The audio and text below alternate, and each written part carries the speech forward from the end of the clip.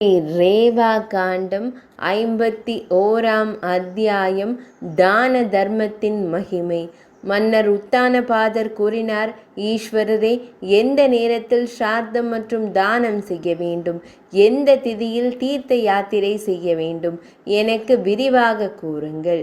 ஈஸ்வரனார் கூறினார், பித்ரு தீர்த்தம், அதாவது கயை, புண்ணியமானதாகவும் சிறந்ததாகவும் எல்லா விருப்பங்களையும் நிறைவேற்றக்கூடியதாகவும் இருப்பது போலவே இந்த தீர்த்தமும் புண்ணிய நீராடல், தானம் செய்தல், தர்ப்பணம் செய்தல் போன்றவற்றிற்கு புண்ணியமானதாகும். எல்லா யுகாதிகளிலும், அதாவது யுகங்கள் தொடங்கிய தினங்களில் சிறப்பு ஸ்ரார்த்தம் செய்ய வேண்டும். அன்பானவரே, இதோ மன்வந்திரங்களின் பெயர்கள் முதலியன.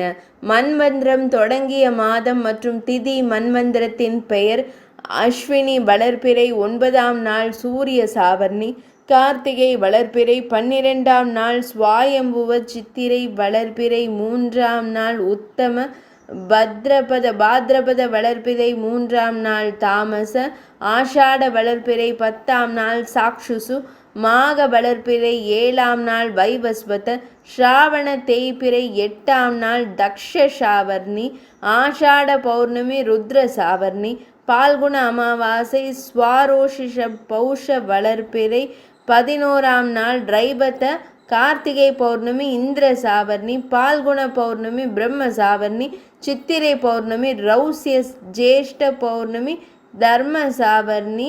மன்வந்திரங்களின் முதல் தினங்கள் எல்லையற்ற பலனை தருபவையாக பிரகடனப்படுத்தப்பட்டுள்ளன. அரசனே, சூரியனின் 2 சஞ்சாரங்களின் போதும், அதாவது வடக்கு நோக்கிய மற்றும் தெற்கு நோக்கிய பயணங்களின் போதும் ஸ்ரார்த்தம் செய்ய வேண்டும்.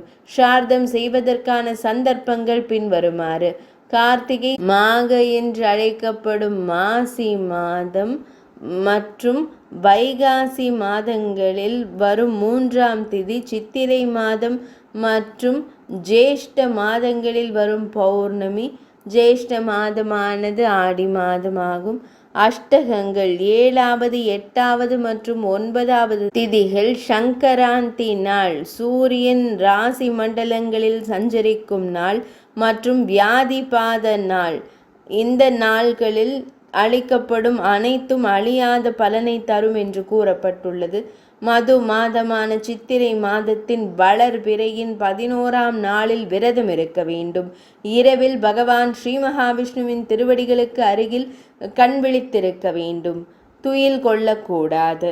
தூபம், தீபம், நைவேத்தியங்கள், மலர் மாலைகள், அகில், சந்தனம் போன்றவற்றால் பகவான் ஸ்ரீ மகாவிஷ்ணுவை ஆராதனை செய்து பழைய புராணங்களை படிப்பவர்களும், ரிக், யஜுர் அல்லது சாம வேதங்களில் உள்ள சூக்தங்களை உச்சரிக்கும் பிராமணரும் எல்லா பாவங்களிலிருந்தும் விடுபடுவார்கள்.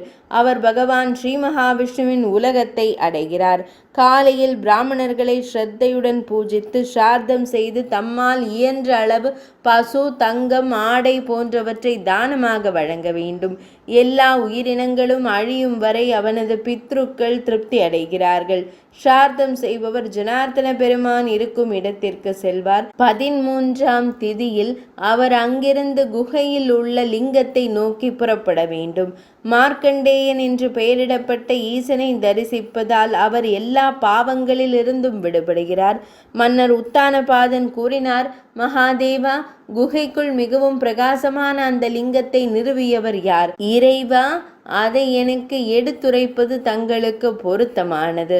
ஈஸ்வரனார் கூறினார், புகழ் பெற்ற மார்க்கண்டேய முனிவர் 3 உலகங்களிலும் நன்கு அறியப்பட்டவர். அவர் 1000 தேவ ஆண்டுகள் கடும் தவம் புரிந்தார். அவர் குகைக்குள் நுழைந்து அங்கு யோகம் பயின்றார். மார்க்கண்டேஸ்வரர் என்று பெயரிடப்பட்ட லிங்கம் அவரால் நிறுவப்பட்டது. ஒரு யாத்ரீகர் அங்கு பக்தியுடன் புனித நீராடி விரதமிருந்து புலன்களை கட்டுப்படுத்த வேண்டும். இரவில் கண் விழித்திருந்து ஸ்ரத்தையுடன் தீபங்களை ஏற்ற வேண்டும். தம்மால் இயன்ற அளவு பஞ்சாமிர்தத்தால் இறைவனுக்கு அபிஷேகம் செய்ய வேண்டும். அதனால் இறைவனுக்கு அபிஷேகம் செய்த பின்னர் அவர் முறையாக ஆராதனை செய்ய வேண்டும்.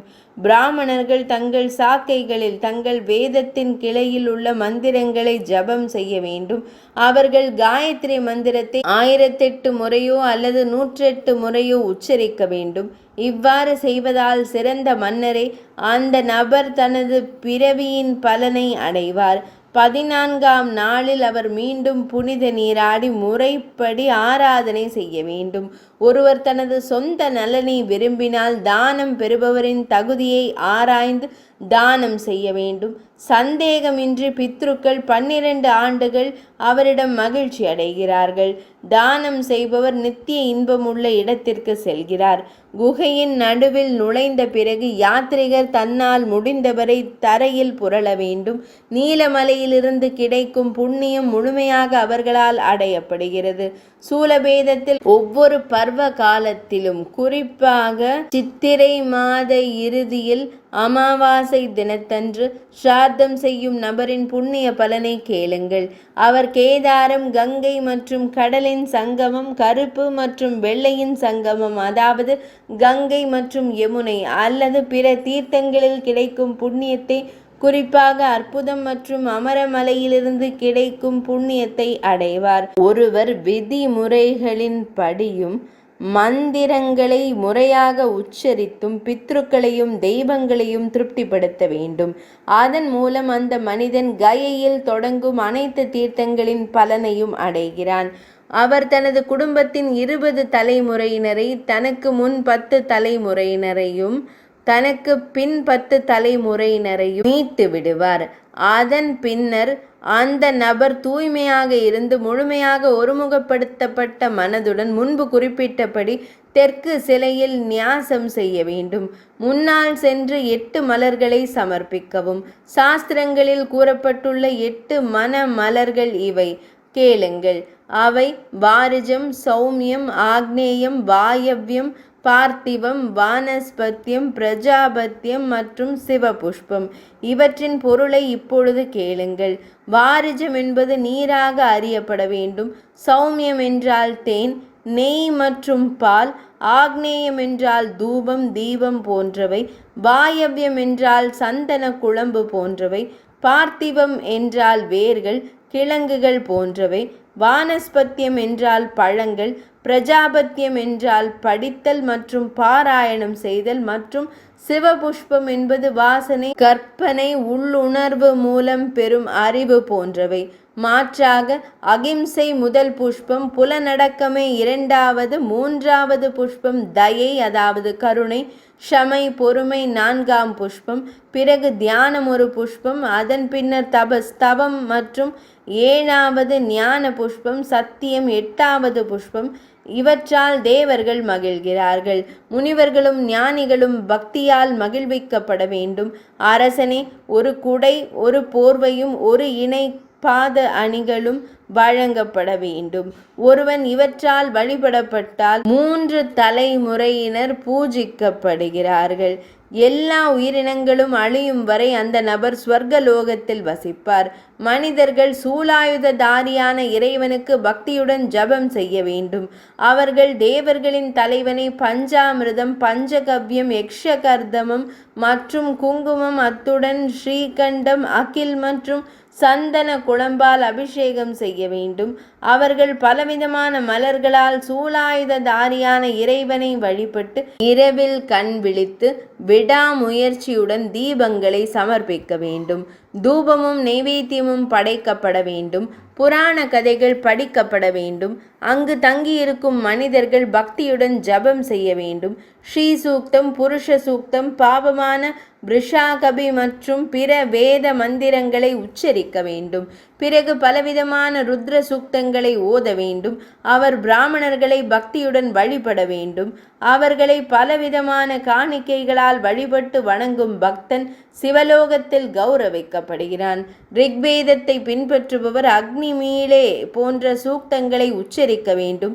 யஜுர்வேதத்தை பின்பற்றுபவர் ருத்ர சூக்தம், புருஷ சூக்தம், ஸ்லோக அத்தியாயம், சுக்ரியம், ஈஷோத்வா முதலிய மந்திரங்களின் தொகுப்பு, ஜோதிர் பிராமணம், காயத்ரீயம், மது மற்றும் மண்ட பிராமணங்கள் ஆகியவற்றை உச்சரிக்க வேண்டும்.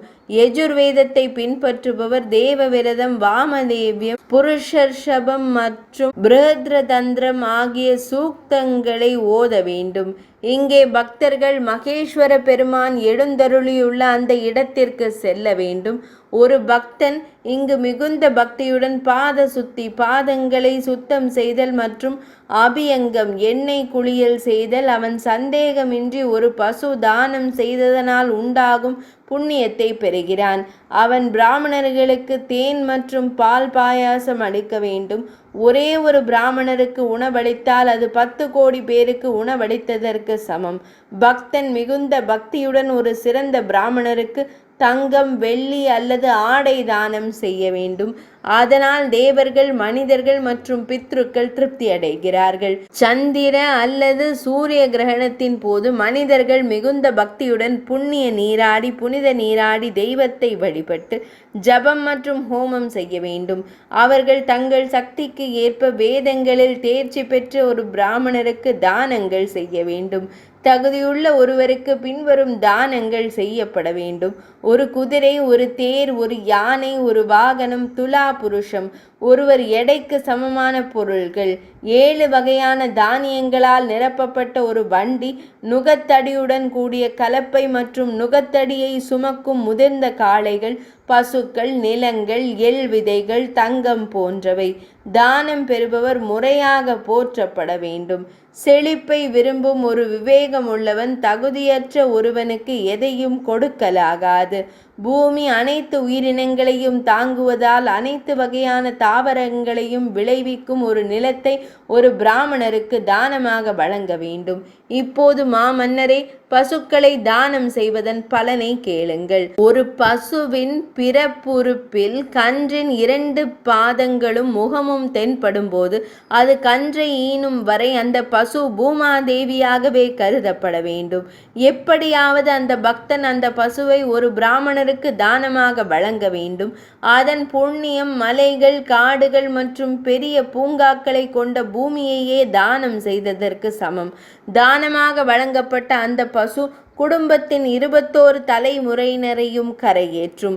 சூரிய அல்லது சந்திர கிரகணம் ஏற்படும் போது பாக்கியசாலிகள் குளம்புகளில் வெள்ளி பூசப்பட்ட ஒரு பால் கொடுக்கும் பசுவை ஒரு துணி மற்றும் பால் கறப்பதற்கான ஒரு பித்தளை பாத்திரத்துடன் தானமாக வழங்க வேண்டும். அதன் புண்ணியத்தின் அளவை நூற்றுக்கணக்கான ஆண்டுகள் கடந்த பிறகும் என்னால் அறிய முடியவில்லை. அரசனே, மற்ற சமயங்களில் செய்யப்படும் ஒவ்வொரு தானத்திற்கும் கிடைக்கும் புண்ணியத்திற்கு ஒரு எண்ணிக்கை வரம்பு உண்டு. ஆனால் சந்திர அல்லது சூரிய கிரகணத்தின் போது செய்யப்படும் தானத்திற்கு அத்தகைய வரம்பு இல்லை. அரசனே, எங்கு ஒரு பசு காணப்படுகிறதோ அங்கு அனைத்து தீர்த்தங்களும் உள்ளன. அங்கு புண்ணிய காலமும் பர்வம் இருக்கிறது என்று ஒருவர் புரிந்து கொள்ள வேண்டும். இதில் எந்த ஐயமும் வேண்டாம். ஒருவன் அந்த தீர்த்தத்தை நினைத்து அங்கு சென்றாலோ அல்லது அங்கு இறந்தாலோ அவன் ருத்ரனின் சேவகனாவான். 81ஆம் அத்தியாயம் இனிதே நிறைவடைந்தது.